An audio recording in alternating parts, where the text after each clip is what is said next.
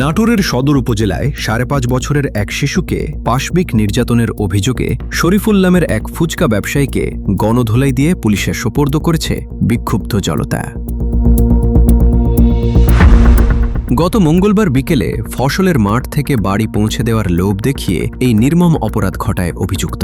এই পৈশাচিক ঘটনার খবর ছড়িয়ে পড়তেই পুরো এলাকায় তীব্র ক্ষোভের আগুন জ্বলে ওঠে। স্থানীয় ও ভুক্তভোগী পরিবার সূত্রে জানা যায়, গত মঙ্গলবার বিকেলে অবুঝ শিশুটিকে একা পেয়ে ফুসলিয়ে নির্জন এক ঘাসের জমিতে নিয়ে যায় শরীফুল।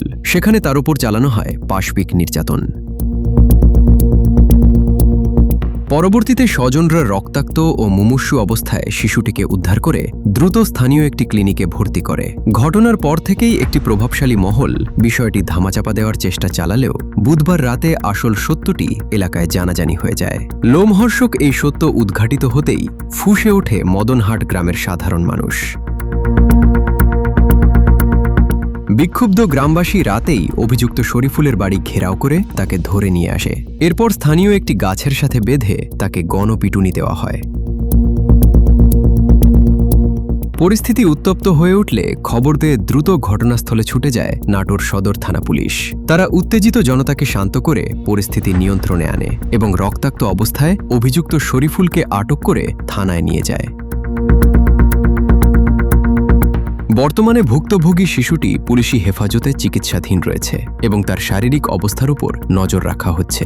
এই জঘন্য অপরাধের বিষয়ে কঠোর অবস্থান নিয়েছে প্রশাসন। পুলিশের ঊর্ধ্বতন কর্মকর্তা জানান, আসামি ইতিমধ্যেই তাদের হেফাজতে রয়েছে এবং অপরাধীর সর্বোচ্চ শাস্তি নিশ্চিত করতে আইনগত সমস্ত প্রক্রিয়া অত্যন্ত গুরুত্বের সাথে চালানো হচ্ছে। এদিকে পৈশাচিক এই ঘটনার সুষ্ঠু তদন্ত এবং নরপশুর দৃষ্টান্তমূলক শাস্তির দাবিতে উত্তাল হয়ে উঠেছে গোটা নাটোরবাসী।